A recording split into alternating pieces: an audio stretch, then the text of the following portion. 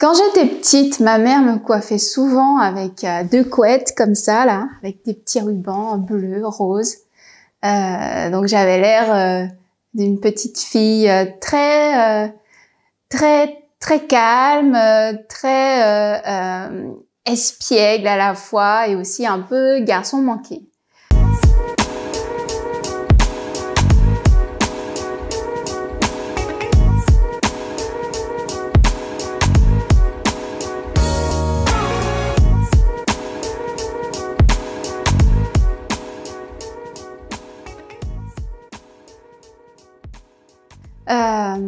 Donc j'ai grandi dans un petit village qui s'appelle Pombiré, donc à Saint-François, en campagne.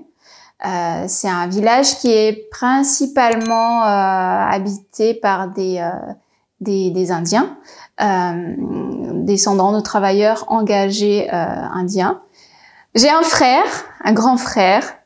Mon père, il est commerçant. Il est vendeur de voitures et il est très fort parce qu'il peut vendre une voiture même si t'en as pas besoin, et puis il peut te vendre une voiture et tu te rends compte ah, j'ai acheté une voiture. Ma mère, elle est très manuelle. Elle fait de la couture, elle crée des bijoux. Elle a aussi la main verte, donc elle fait pousser des plantes, des fruits, des légumes, ce que j'arrive pas du tout encore à faire. Donc j'ai pas hérité de cette partie-là d'elle. C'est une vraie catastrophe. J'arrive à faire pousser que certaines plantes comme l'origan par exemple. Et à part ça, c'est une catastrophe.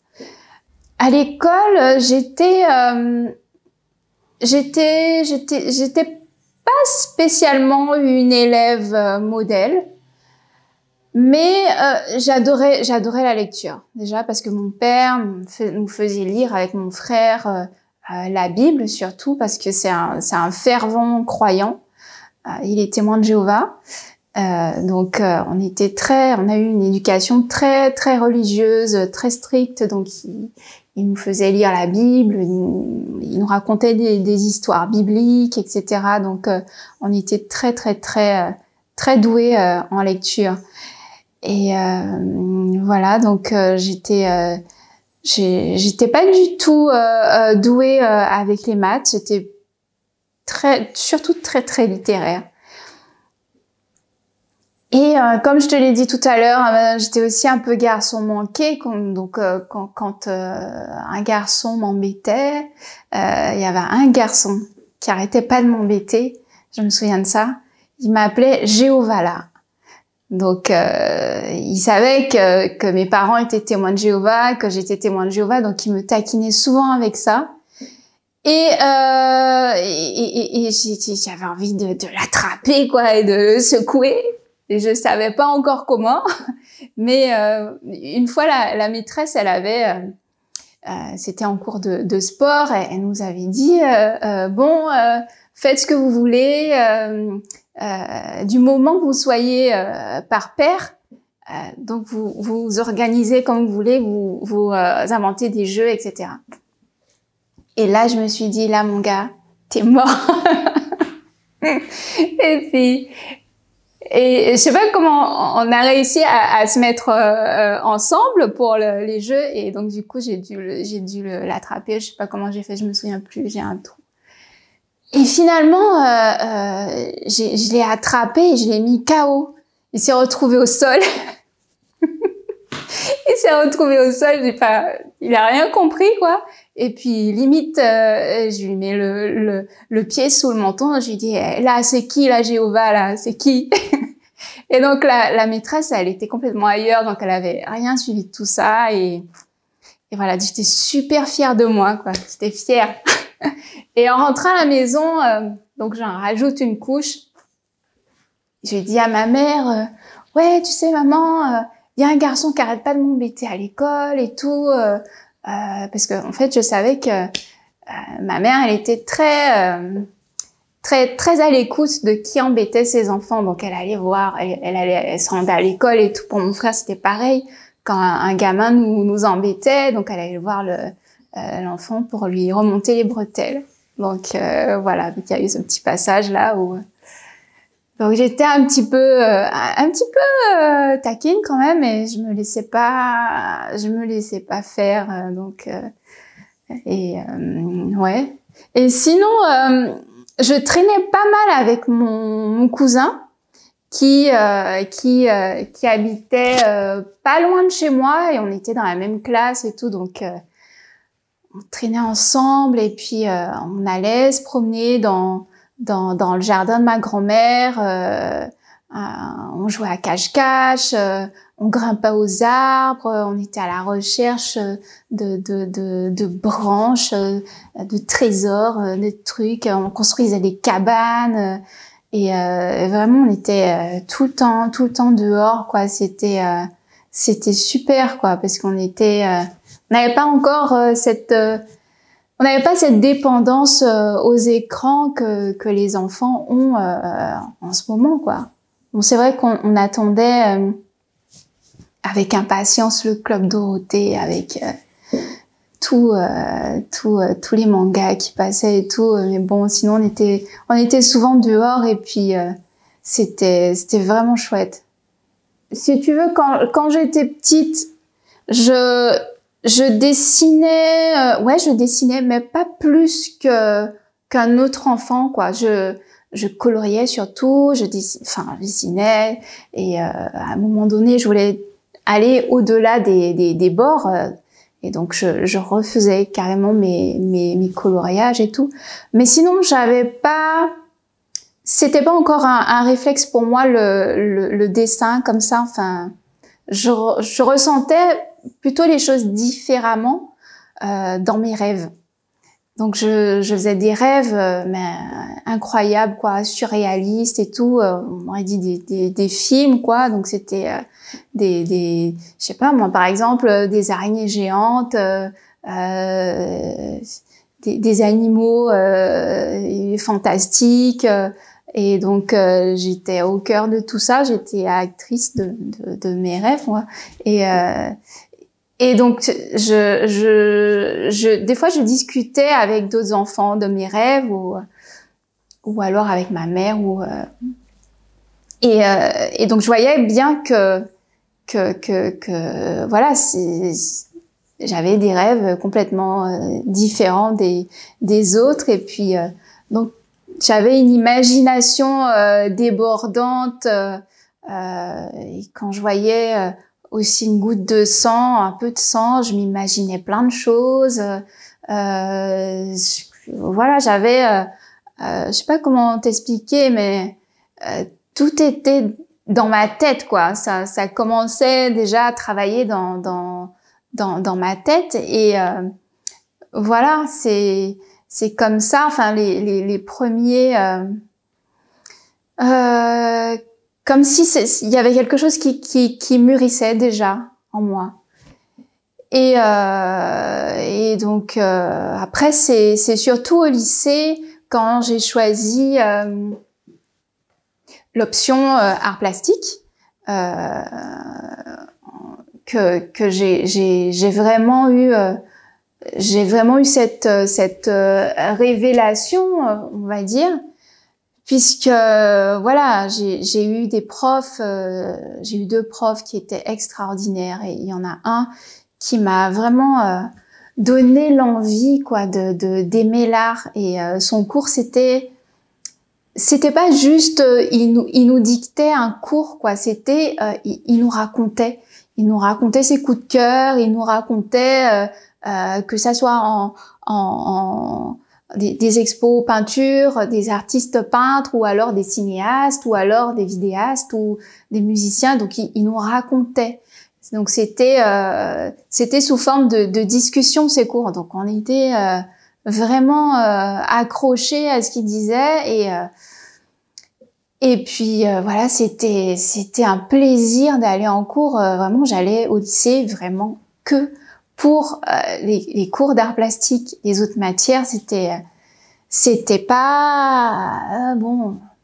C'était bon, voilà, quoi. j'étais pas trop motivée, quoi.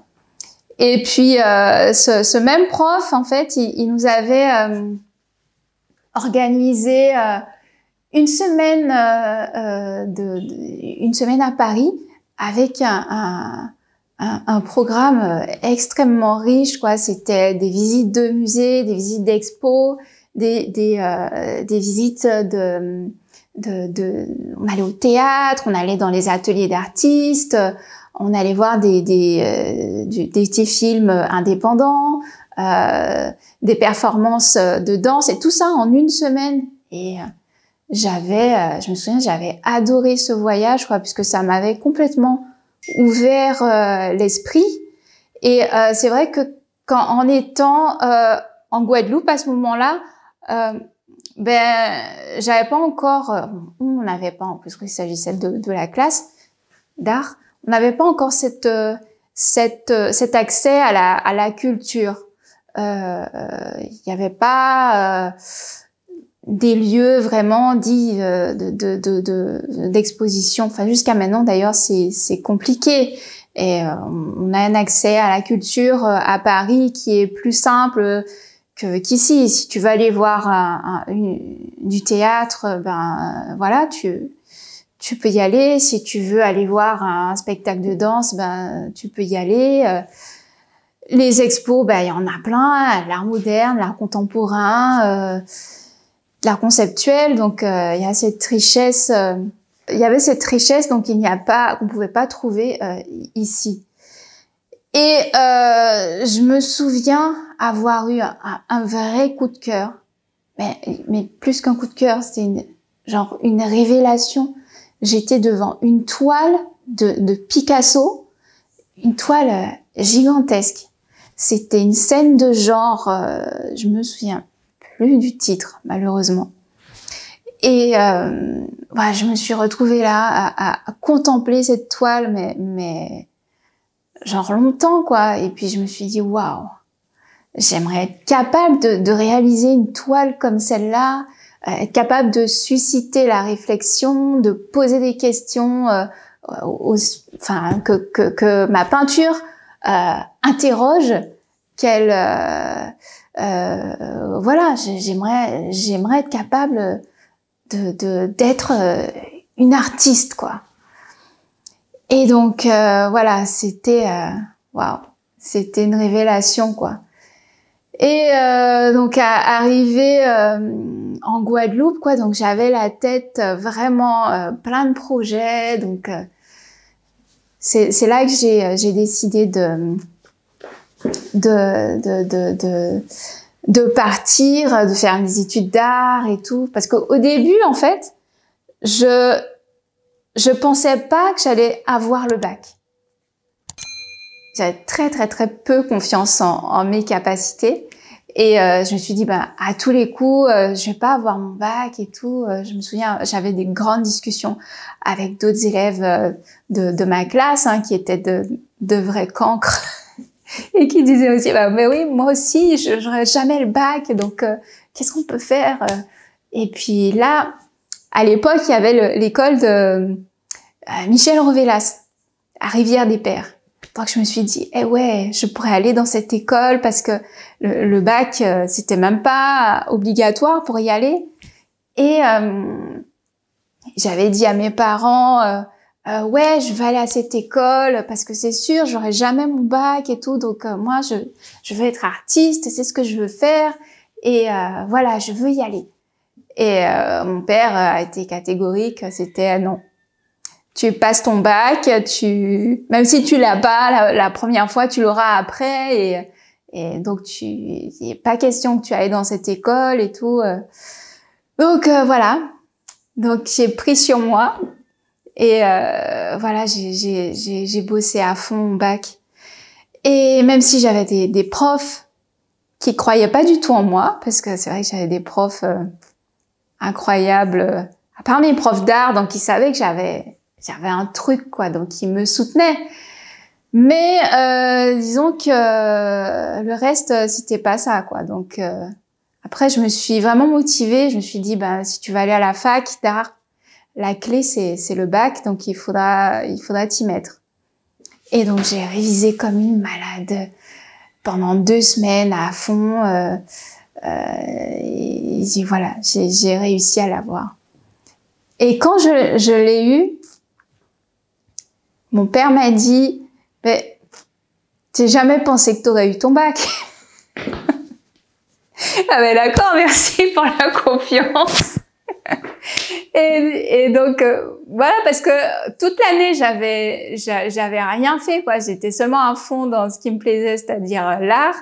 Et là, il était étonné de voir que voilà que mon travail avait porté ses fruits, quoi. Et puis, mais je pense qu'il était surtout déçu de savoir que j'allais bientôt quitter la maison, surtout parce que je le sentais.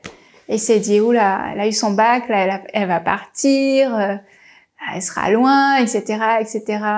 Parce qu'il a ce côté un peu plus sensible que ma mère, on va dire. Et donc finalement, j'avais fait deux demandes, une à Bordeaux, une à Toulouse et aussi une à Paris. Et j'avais eu deux réponses positives de Bordeaux et de Toulouse. Et donc j'ai choisi, j'ai choisi Toulouse. Et puis voilà, donc j'ai fait mes études d'art à l'université de Toulouse Le Mirail. Et donc université de Toulouse Le Mirail. Donc quand tu arrives là déjà, donc c'est une fac qui est gigantesque. Donc des fois je ratais des cours parce que je cherchais ma salle, quoi. Donc les 2 premières semaines, quoi, c'était catastrophique.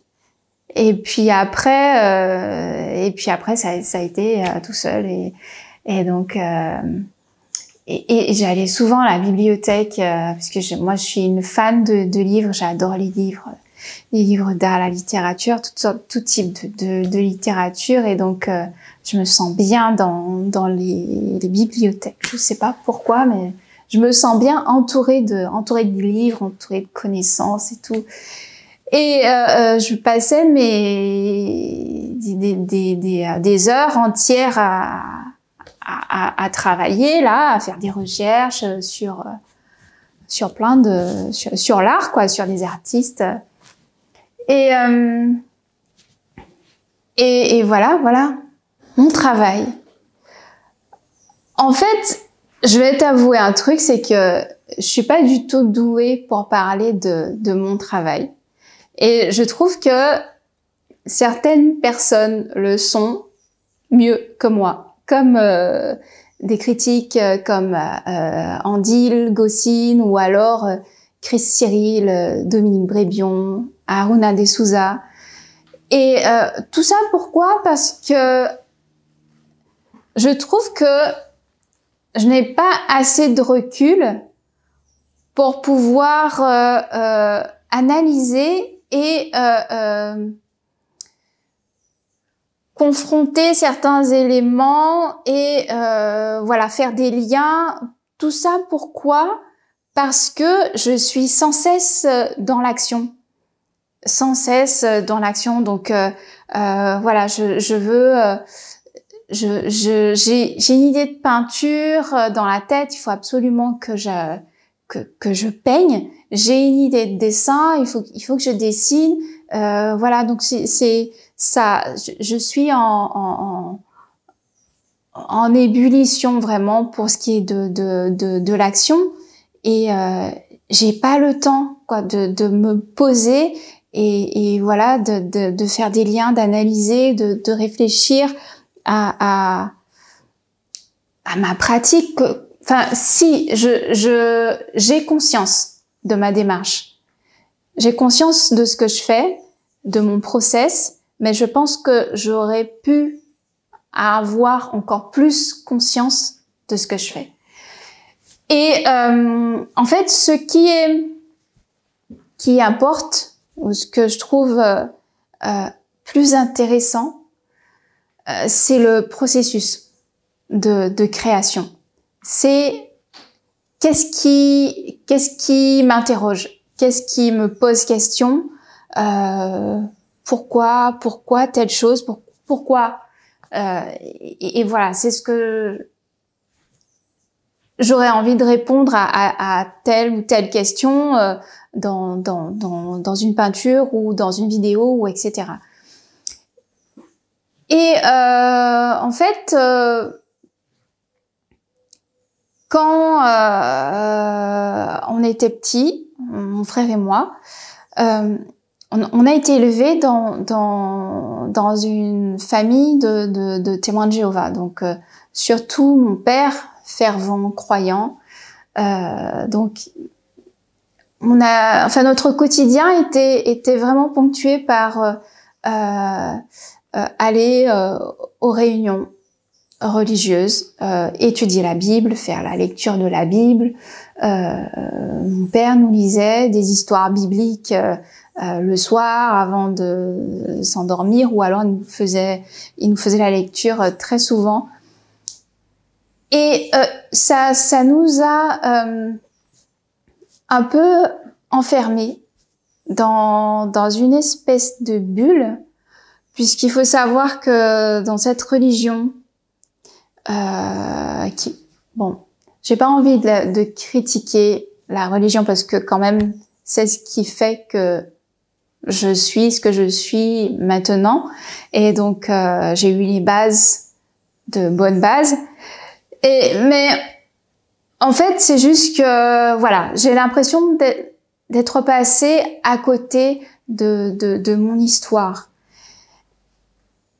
Pourquoi? Parce que en fait, il y a certains interdits dans cette religion. Donc, on pouvait pas fêter Noël, fêter les anniversaires, fêter le carnaval, par exemple. Et qu'est-ce que j'aurais voulu faire partie d'un groupe. C'était waouh, quand je voyais les parades de carnaval et tout, et que t'entendais les toum toum toum toum toum toum les donc j'étais waouh, il y a quelque chose de viscéral, quoi, tu sais, dans le carnaval, et que t'es emporté par un truc, et t'as envie de faire partie de danser, t'as envie aussi de te lâcher, et puis il y a quelque chose de l'ordre de la transe, de quelque chose qui t'attire, et mon père, il voulait même pas même aller et regarder les parades, quoi, c'était voilà, à la limite, quoi. Mais les histoires de aller faire partie d'un groupe, rimer fesses et tout ça là, mon père il a jamais voulu. Et donc voilà. J'aurais aimé, mais bon. Et en ce qui concerne par exemple aussi les cérémonies religieuses indiennes, on pouvait pas aussi y participer, et donc voilà. Et c'est à travers aussi les cérémonies, à travers l'hindouisme importé de l'immigration indienne, que se transmettait aussi ce que se transmet cet héritage vraiment de toute une culture, toute une tradition, que ça soit des chants sacrés indiens, la langue, la danse, le son, la musique, et donc voilà, on était coupés de tout cet héritage, et ce qui fait que voilà, donc c'était un peu comme si il me manquait une partie de moi-même, et donc j'avais envie de combler cette lacune, quoi, une grosse lacune. Et en 2015, j'ai entamé un travail. C'est voilà, une série Notebook. La série Notebook, la série en français, Cahier d'un non-retour au pays natal. Série des notebooks en anglais. Et donc, c'était vraiment, comment t'expliquer? Je fais référence à un écrivain emblématique, Aimé Césaire, qu'on ne présente plus, avec son ouvrage emblématique Cahiers d'un retour au pays natal. Et j'ai voulu confronter sa pensée, son concept de négritude, au concept d'un autre auteur, Kal Torabuli, qui est un écrivain mauricien et qui travaille sur un concept de coolitude. Donc, et j'ai trouvé ça intéressant parce qu'ils travaillent tous les deux sur des peuples opprimés. Donc, j'avais envie de créer du lien, de confronter et puis aussi de partir de là pour le début de cette série. Et comme je connaissais absolument rien dans tout ce qui était histoire de l'immigration indienne, donc je me suis plongée vraiment dans les livres. J'ai commencé à lire le premier ouvrage que j'ai lu, c'est il faut que je montre un livre. C'est celui-là, Les Indes antillaises, présence et situation des communautés indiennes en milieu caribéen. Donc en fait, c'est un ouvrage qui est un acte de colloque. Donc il y a eu plusieurs interventions de plusieurs intervenants, écrivains, anthropologues, et j'avais vraiment une vision très très globale sur l'histoire de l'immigration indienne, de la diaspora, que ça soit l'approche anthropologique, l'approche socio-culturelle, les traditions, les langues, la culture, le patrimoine. Et donc voilà, ça m'a plongée directement dans tout ça. Et donc j'avais besoin de me renseigner, de faire des recherches sur l'histoire de mes origines, sur l'histoire de mes ancêtres, les travailleurs engagés indiens. Et ça m'a beaucoup aidée pour entamer cette série des notebooks que j'ai numérotés, puisque en fait la série des notebooks, c'est comme si je racontais plusieurs histoires, plusieurs récits qui partent de mes questionnements. Et j'ai divisé en plusieurs axes. Donc ça peut traiter de la représentation du corps indo-caribéen. Ça peut aborder la question de l'appropriation, pas de l'appropriation, mais de l'éducation. Ça peut parler aussi des langues, de la littérature, de la culture. Enfin, il y a vraiment plusieurs rubriques, plusieurs axes. Et voilà. Et là, j'en suis à Notebook 11. Donc, c'est un travail qui est vraiment vaste et très prolifique, puisque je travaille avec plusieurs outils, donc la peinture, la couture, le textile, la vidéo, le son. En ce moment, j'explore le son. J'ai eu envie d'explorer autre chose que ce que je faisais jusqu'à maintenant, puisque en fait, j'adore prendre des risques. Donc quand j'ai pas l'habitude d'un média, quand j'ai pas l'habitude de quelque chose, je suis attirée par ça. Et j'ai toujours cette envie de mettre comme dans un peu borderline, en même temps un peu goût du risque, goût du danger, enfin pour aller chercher ailleurs.